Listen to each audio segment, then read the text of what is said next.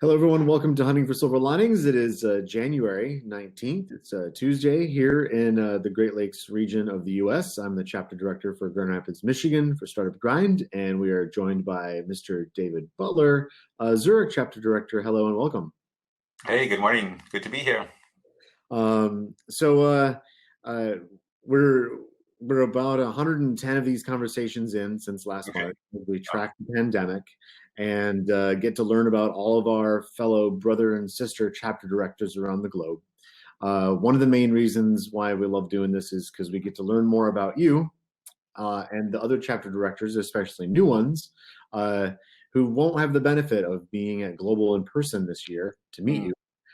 This is a way that we can kind of get to know one another. Nice. But then also learn about our ecosystems. And now we have around 100 or so, 200 views of each video. And we get some different investors that are interested in different ecosystems and what's going on. So that's why we're doing it. Maybe you could start with a nice little introduction about with yourself, some background, and how you ended up with Startup Grind. Yeah, of course.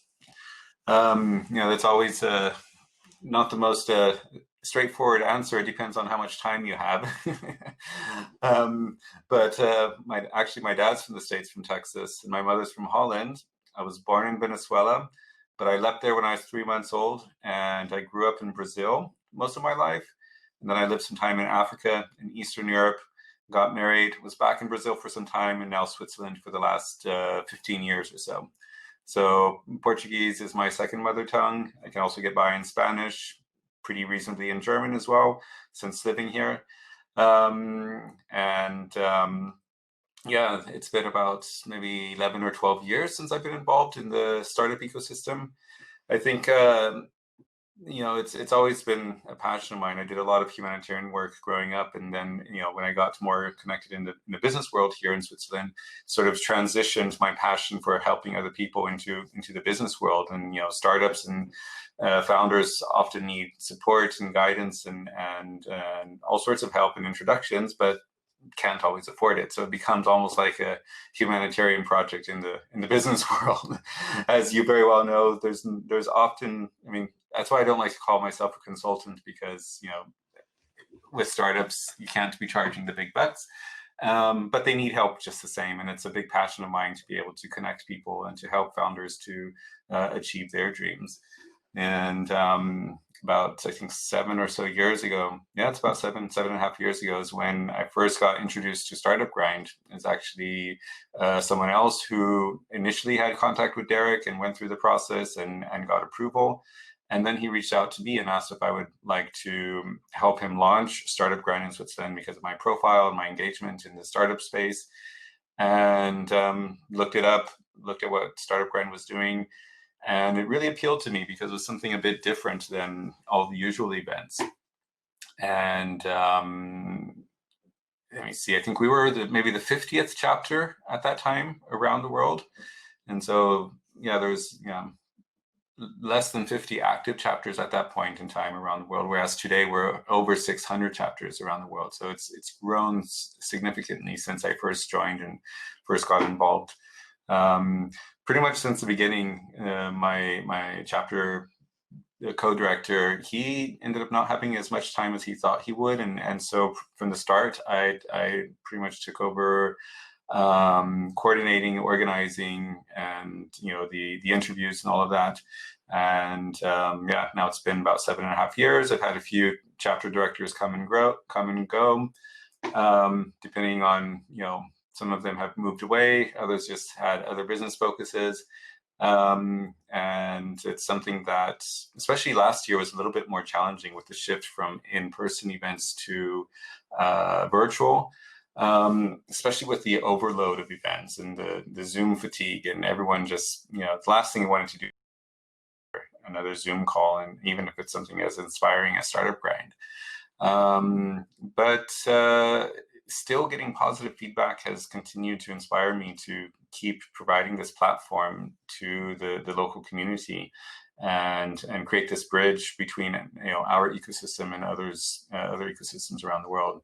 Both from the speakers that we have as well as from those who are attending. It's always inspiring and motivating to hear the results and the feedback that we get, from the personal lessons that are shared from Startup Grind. It's not just someone with a pitch or talking about their successes, but really digging into what they've personally struggled with and how they overcame in order to build, the company and the successes they've had today.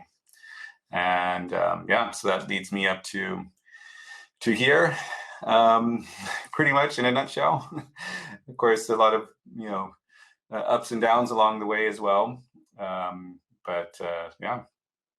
So if you've been with Startup Grind for about 7 years, that's you can grow a small child in that time. You can like that's how is your relationship with the Startup Grind, the brand and the mission? How has that evolved for you? Like when people usually start in relationships, they're like, "Yay, this is so great! I'm like all in," and then you have this like period, right, where it's it wanes and grows and matures. Right. Are you now like a mentor to other chapter directors? Like you're one of the original OG directors. So what is that like? So I think like with any startup or any company or any entity that starts small and starts to grow and eventually gets to a certain size, there will be growing pains. And especially with the global events and attending the Directors Day last year, I think we had 250 directors from all over the world meeting, and it was just it was a great vibe. But it's also not the same as when you have 50 directors or 50 people meeting. It's a lot more intimate, a lot more personal conversations, whereas the bigger, and even with Startup Grind, that's why I've always liked it, not to have more than 50, 60 people in attendance with the live events, because if you walk into a room with 250 people, you don't know where to start, and you're afraid you're going to miss the right connection, and you're just sort of hopping around, and it doesn't always get the same quality as if when you have a smaller crowd. It just feels more intimate and more higher quality, the level of engagement. Not always, but it seems to be more the case. And so with the growth of Startup Grind, it also had that feeling a few years ago where we're starting all of a sudden expanded very rapidly and lots of new people, and kind of get lost in the crowd. The Startup Grind leadership has done a lot to listen to the community, to listen to the directors, and to facilitate that and make better ways of communicating and connecting and bringing in smaller groups together and trying to maintain that culture. And it's something we talk about often with the founders that we interview is when you get to a growth stage, how do you manage that culture of growth?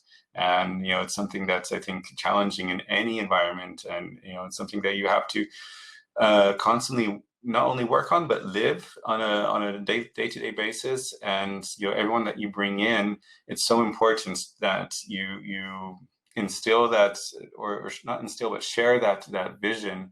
And especially with Startup Grind, I think that's why it's so important. There's such a strong vetting process, because it's not just a job. It's not just something you clock in and clock out. It's a way of life. It's a belief system of helping others, and the way that you engage in your business has to be from a deeper level, and not just another paycheck. Mm-hmm. So for the newer directors, because we just had a new cohort join, I imagine since we have one of the values is make friends, not contacts. Would you be able to share one or two of your top of mind, like better moments of Startup Grind? Because when with a value like that, you have to be open to connection, and when you're open and willing to say yes, you can be surprised. What are some of the fun stories that you might have? That's always a challenging question for me.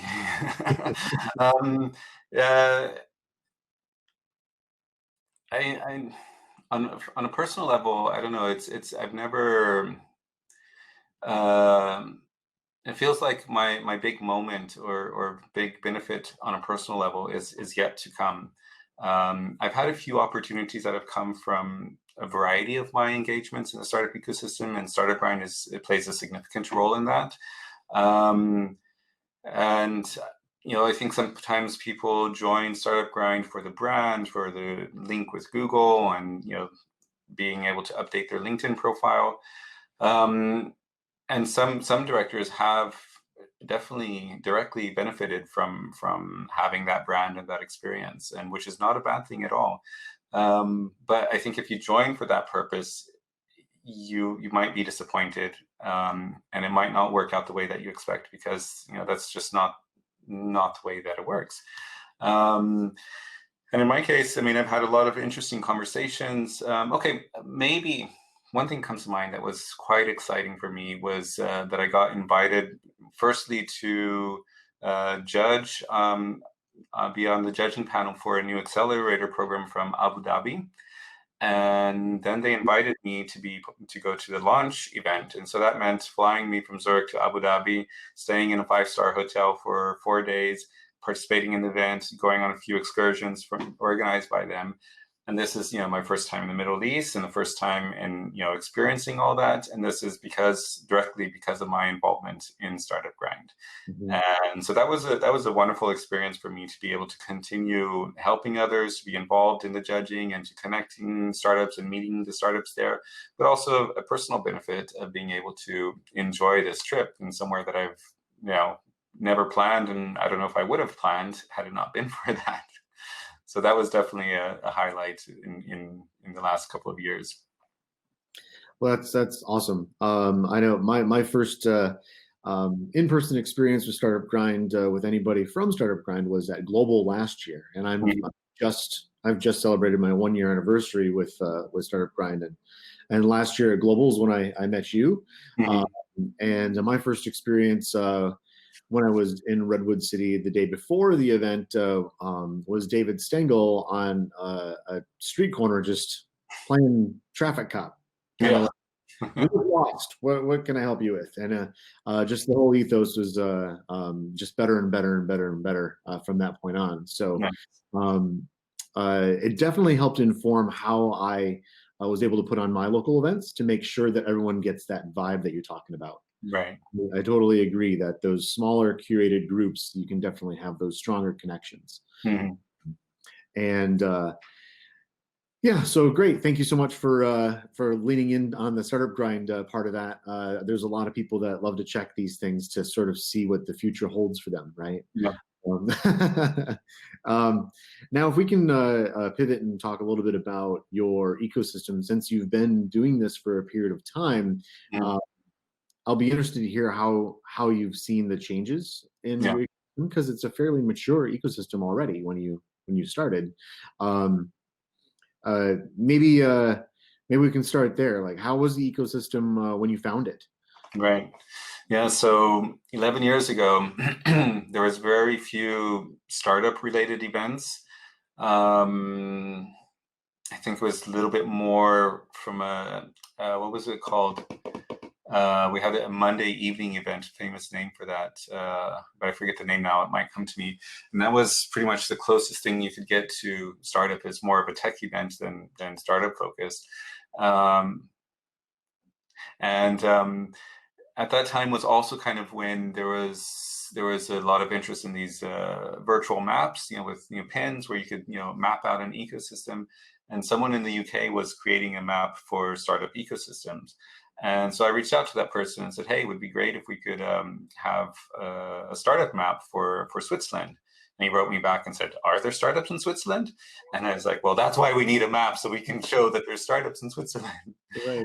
And so really, 10 years ago, the ecosystem in Switzerland was so small and so invisible that no one in the world knew that Switzerland had anything to do with startups. And even from an innovation perspective, Switzerland has always been at the forefront of innovation, but more under the radar. It continues a little bit the same today, in the sense that Switzerland is always one of the highest in the innovation charts, or if not the highest.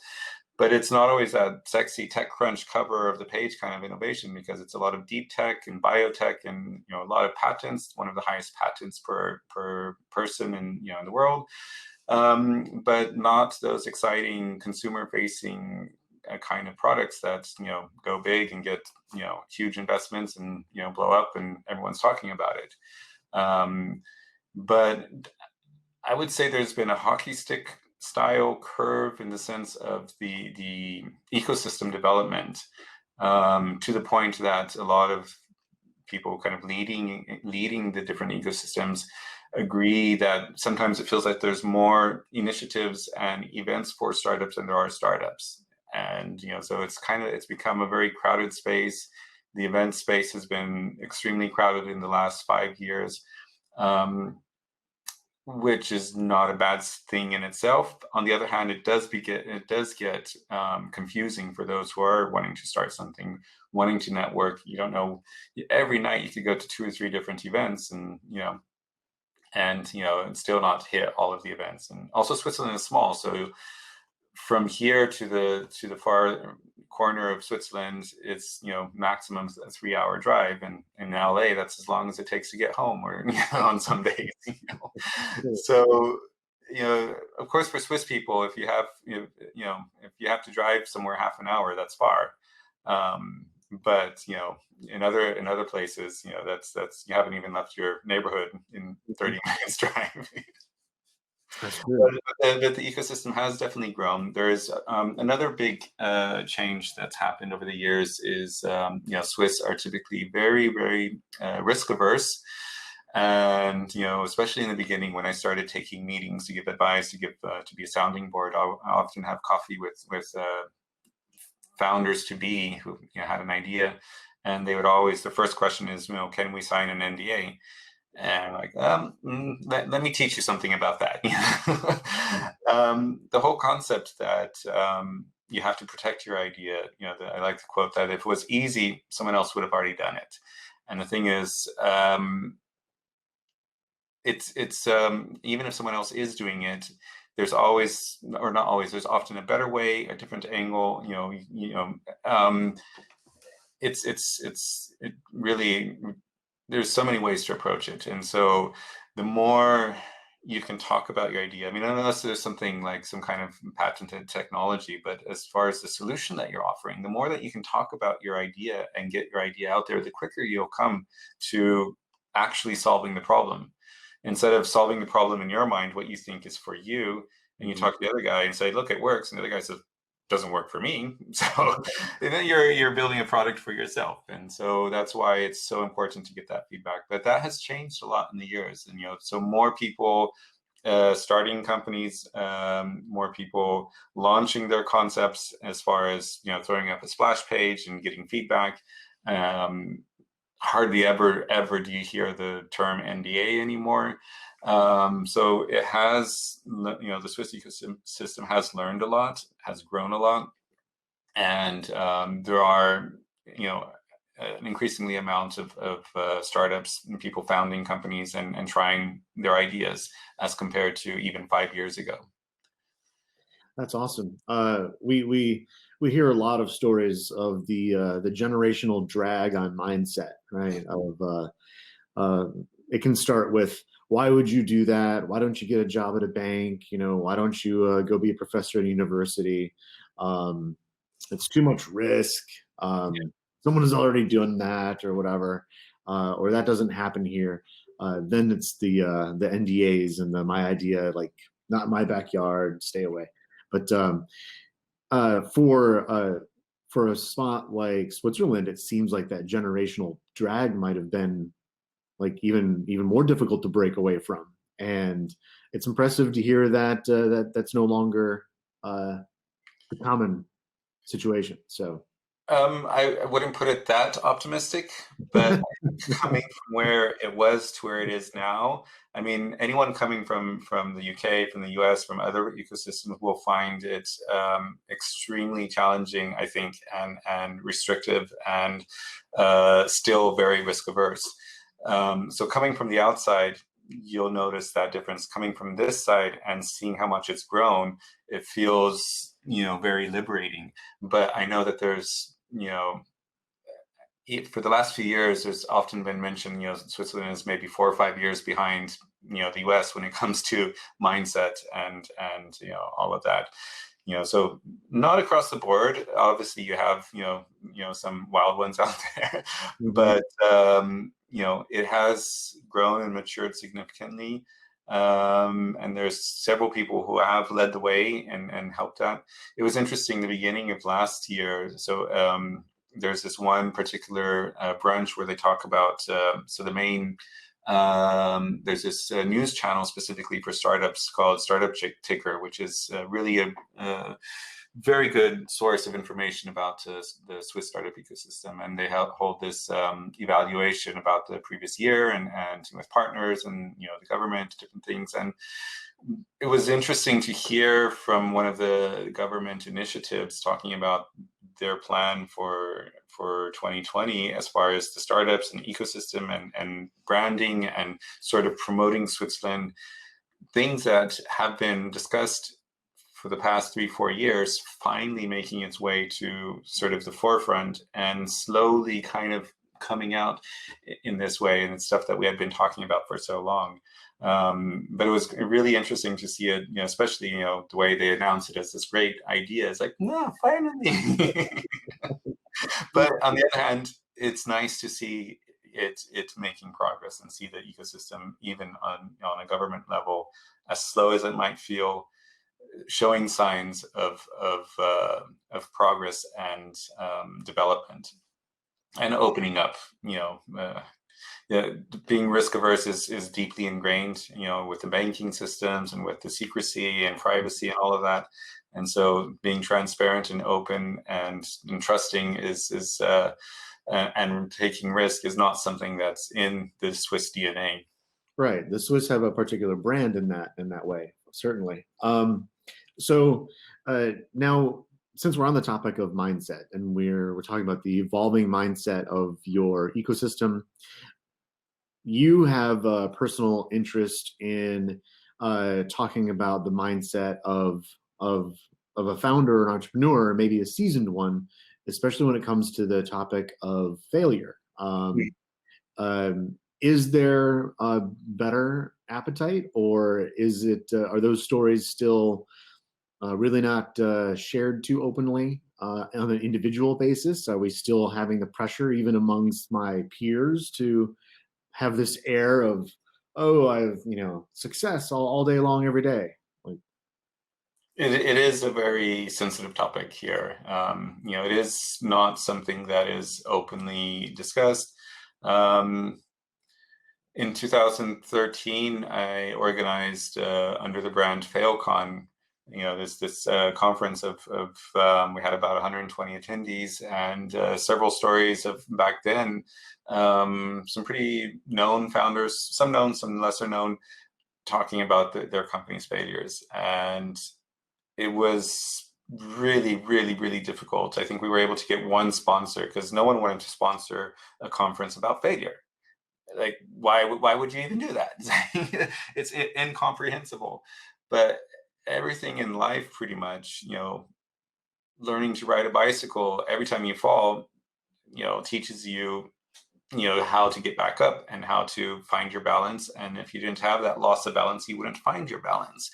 And so, everything in pretty much everything in life is not achievable without some form of failure, whether it's a small one or whether it's a big one. And there's the university here has been the last, I think, 2-3 years been organizing the fuck up nights, and where they invite also a few founders to talk about their mistakes and failures.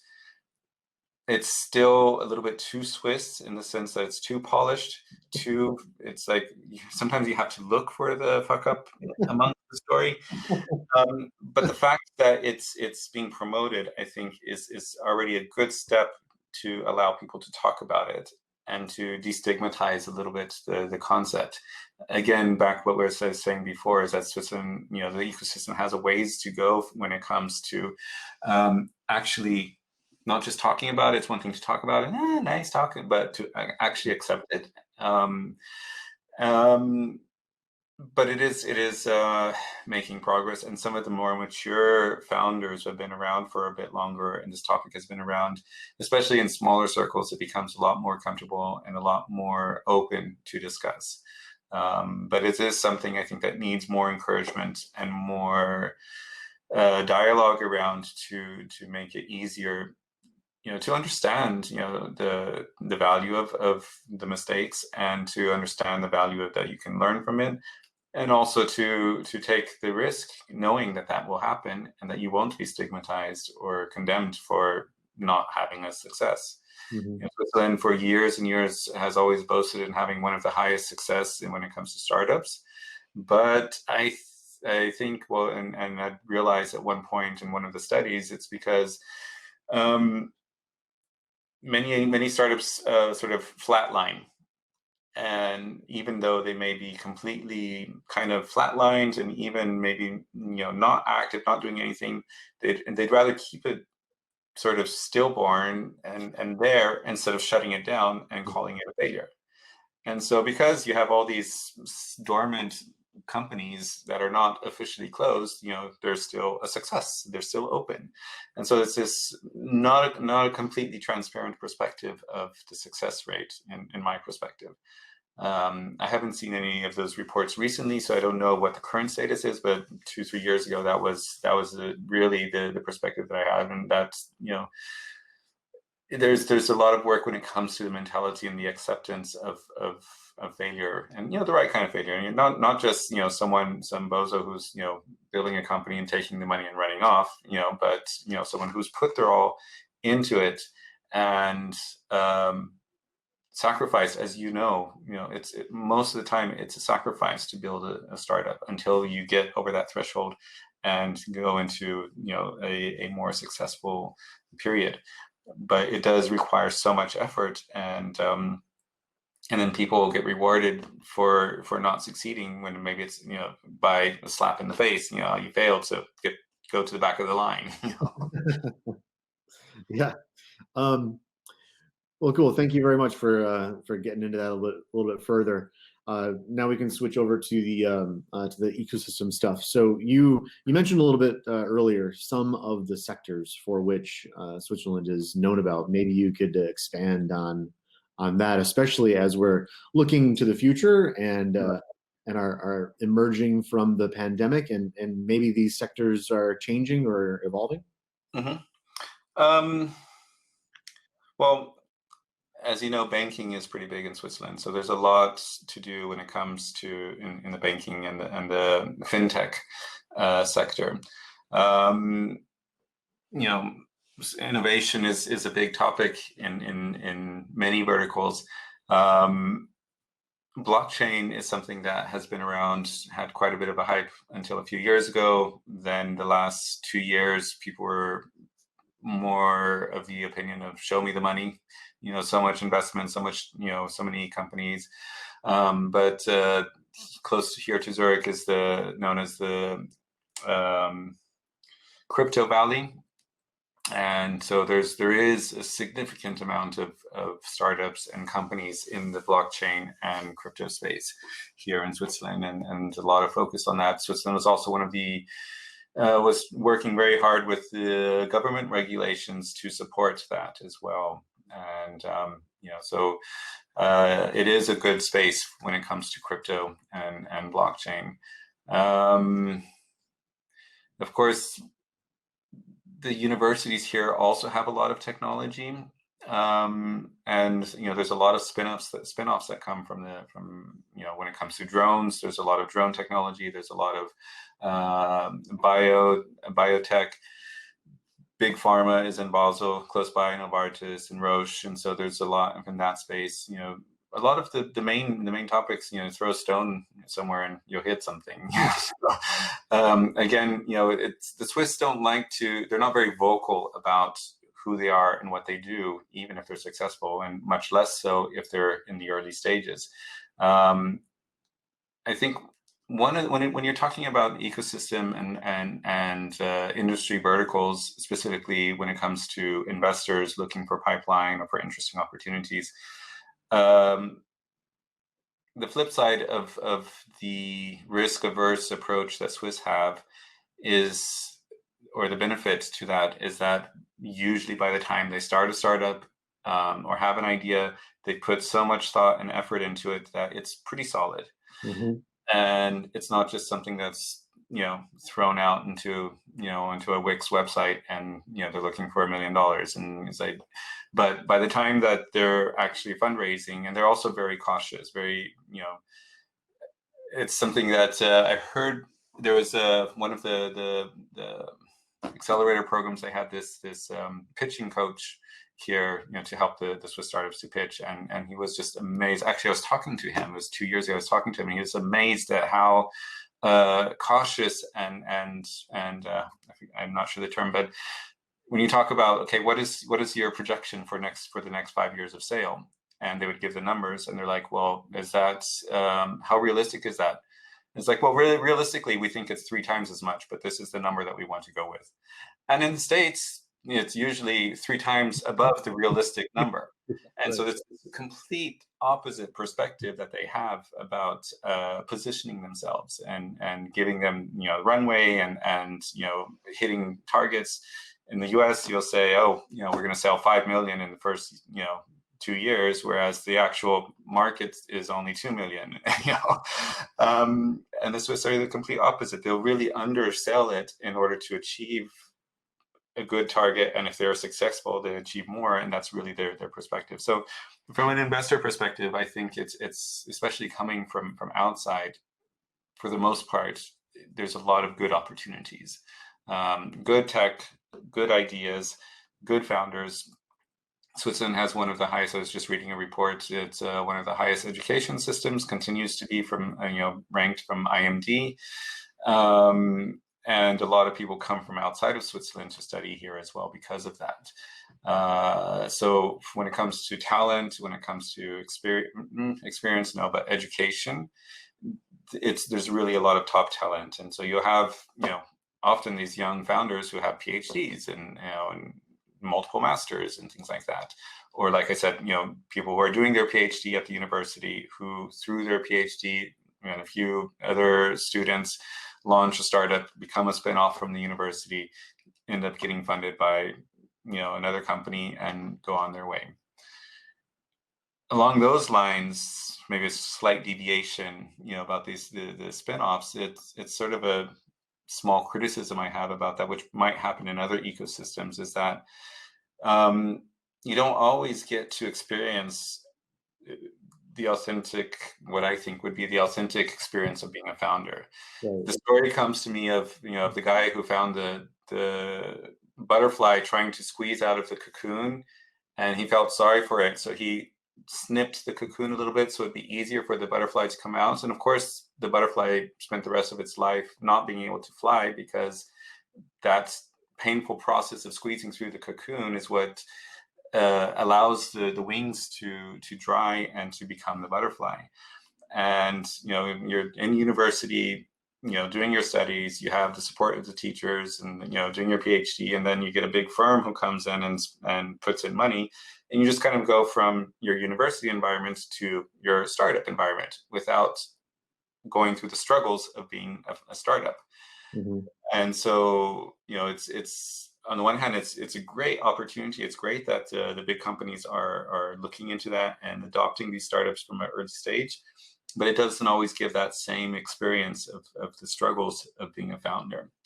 It's just interesting, I think, the segue into the ecosystem. And I'm curious if other universities have that similar experience as well.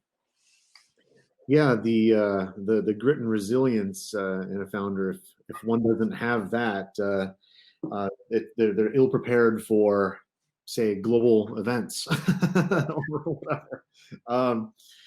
So we usually do end up then also talking about talent. And so you've been talking a little bit about this. So if I'm a young individual, school age, and I'm just that creative person who's always got the ideas, and I'm inevitably going to be founding my own thing. I'm just an entrepreneur. Maybe it came from family. I don't know. I'm getting inspiration when I'm in school, and you're saying that the schools and universities they're doing a fair job of getting me the skills that I would need to found my company, even if I didn't do it through like an innovation center at a university? Or is there like a skills gap? Once I graduate, I've got to plug in somewhere or find startup grind, or I've got to like, what's that like? So there is in the last couple of years, and it has grown significantly, the entrepreneurship club in the university, and in different universities they have that. I think what's, a lot of these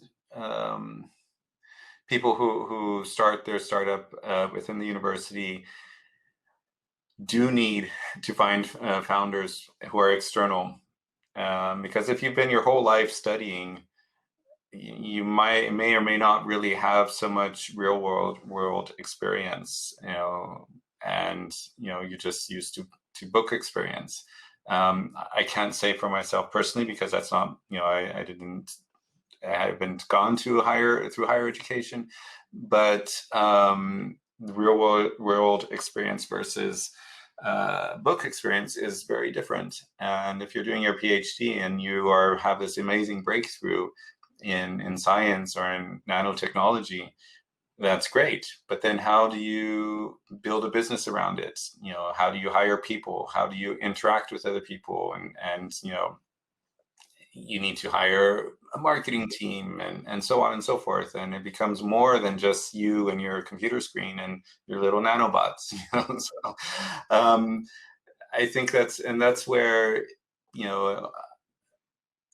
there are definitely some initiatives and some programs, within the universities. But I have heard also from some founders that, it's always a challenge to find the right partners who can connect with, the nerd, and you're the business person, and how to connect, and how to match the passions, because again, starting a startup is about passion, and yes, you can hire a head of sales and commission based, and he'll perform, but it's different than having a co-founder who's head of business, who's passionate about the solution, and is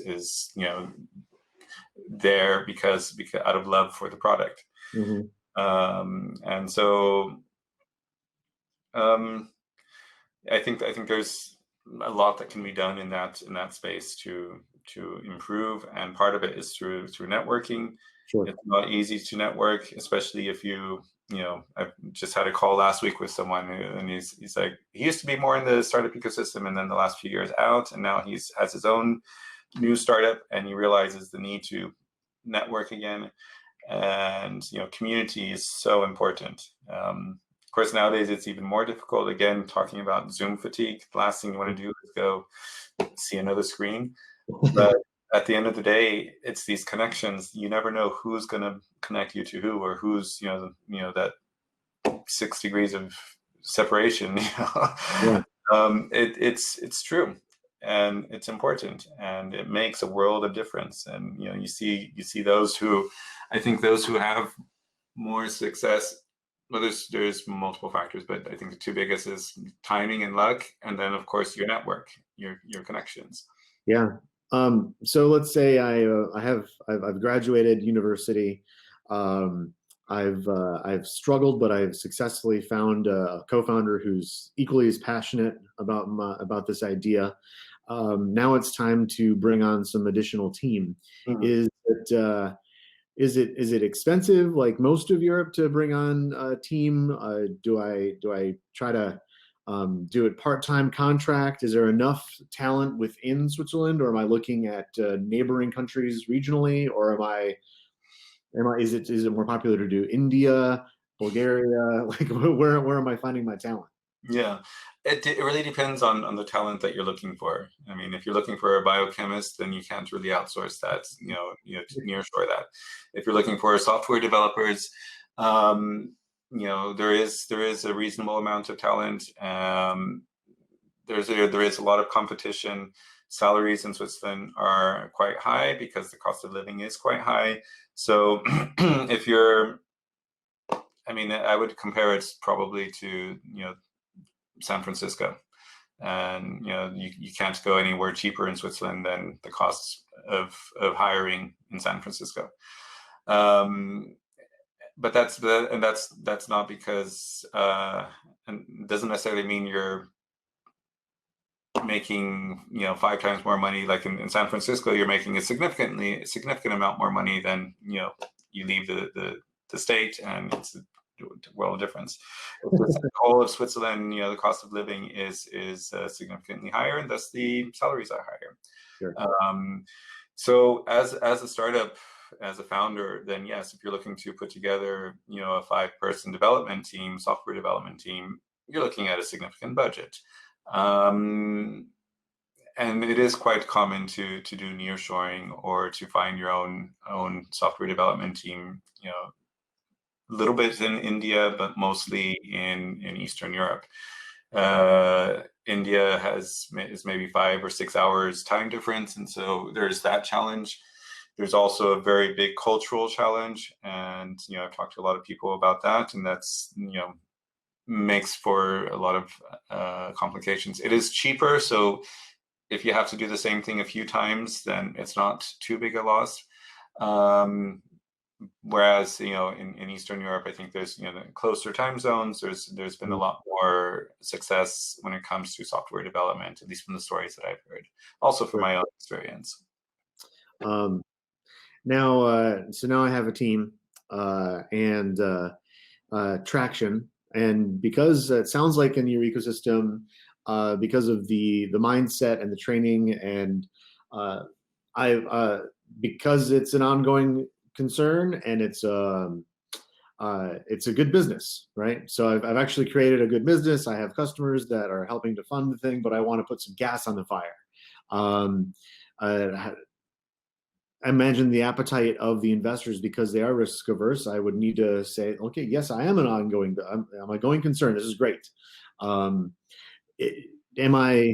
What are the challenges for finding money? Is there certain gaps of sizes of checks that are the biggest challenge, or different kinds of rounds, or what's that landscape like? Yeah, I mean, so there are several angel investor groups, and I think they've done a really good job to sort of destigmatize a little bit the shark perspective of investors. Some of the guys leading these different angel groups have real passion, and to provide smart money and not just put another check in and looking for the exit. I think the biggest challenge when it comes to funding in Switzerland is the growth stage. Up to maybe 2-3 million is not that difficult, and the thing is, it's the same amount of efforts to raise 3 million as it is to raise 30 million, but you don't find anyone who's going to put in 30 million in Switzerland. And so as soon as you need more than 10, 15, most startups have to look externally. It is changing a bit in recent years because there is money in Switzerland. Switzerland could easily write bigger checks. There's a lot of private family offices. There's many different funds, but so far there's been very few large checks written. As compared to the U.S., where a single fund will write $100 million check. It happens all the time. In Switzerland, I'm not sure if that's ever happened. It is also improving significantly, but I think the biggest challenge really is in the growth phase. In the early stages, especially if you have traction and you have a good projection, then there are plenty of opportunities for pitching. There is a fair amount of funds that are looking for pipeline. Just like everywhere else, you probably have to pitch 50 or 100 times. It's just part of the game. And an interesting comment I heard from someone a few years ago who we talked to on Startup Grind just after he had closed his funding is that as most founders, when they're getting ready to start funding, they'll make a whole list of investors they want to approach, but you should always start at the bottom of your list. because you will get no's, and every no that you get is another chance to practice your pitch and also to get feedback, so that by the time you get to your top 20 investors that you're hoping to approach, you've already had 10, 20, 30 no's, and you're a lot sharper than if you had started off with your top tier and you got already those no's, and then you just like, now I have all these that I have to sort through. That's really good advice. My experience, I moved to the Bay to raise money for a couple of startups, and man, those first pitches, I mean, I just got my face punched in. It was tough, but it does get better and it gets easier. But it's not without walking on coals for a little while. So It gets better and easier, but it doesn't mean that you, for the most part, still have to go through. oh yeah, it doesn't mean that you raise any easier. It just means that like fewer gut punches, Yeah. So, I'm expecting them, so maybe it's just not a surprise. So whatever. Yeah. So we just have a few minutes left. I want to ask you the same question I ask every chapter director that we interview. Is especially a director like yourself. You have the pedigree of a long-standing chapter director. You're mature in that journey. So a lot of people think, oh yeah, David Butler, he's all set. He doesn't need anything. What can the global network of chapter directors do for you? What can we do for your ecosystem? But what can we do for David Butler? Yeah. From an ecosystem perspective, I think anyone. Well, what can they do for our ecosystem? It's hard to say. It's usually I need I guess from an investor perspective, there's often Swiss startups who are looking for foreign investors. So happy to connect and forward some pitches if that's what you're looking for. I think that's one way.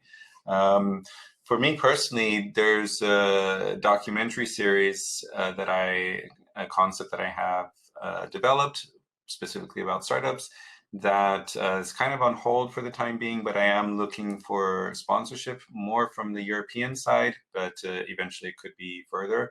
So if anyone has experience in funding and sponsorship for films and documentaries, I'd be happy to have a conversation around that. Or even if you're a producer in that sense, great to exchange and see if there's some way that I can push that forward. Like I said, it's a little bit on low steam right now, but I hope to kick that up again and get some activity around that. Well, like you said, timing and luck are big parts of these things. So, and low steam doesn't mean it's not on the heat at all, right? So, not at all. Well, really, really grateful for you letting us know about your personal history, who you are, the early days of Startup Grind, how we've grown, and your ecosystem. Any last parting thoughts?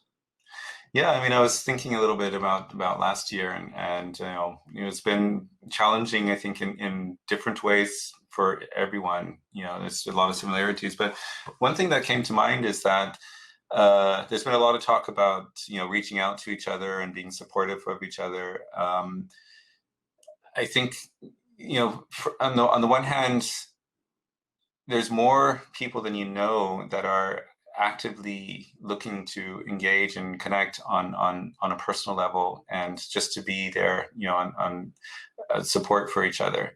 And so don't hesitate to reach out to friends, or even for more distant friends, just for a chat or a conversation. And on the other side, share that with your community. Say, hey, a friend of mine recently, he posted that he has once a week a 20-minute slot, just Calendly, depending on your availability. Just make a 20-minute Calendly available, and invite whoever to call, and just to catch up, and just being more available for each other, I think is really important.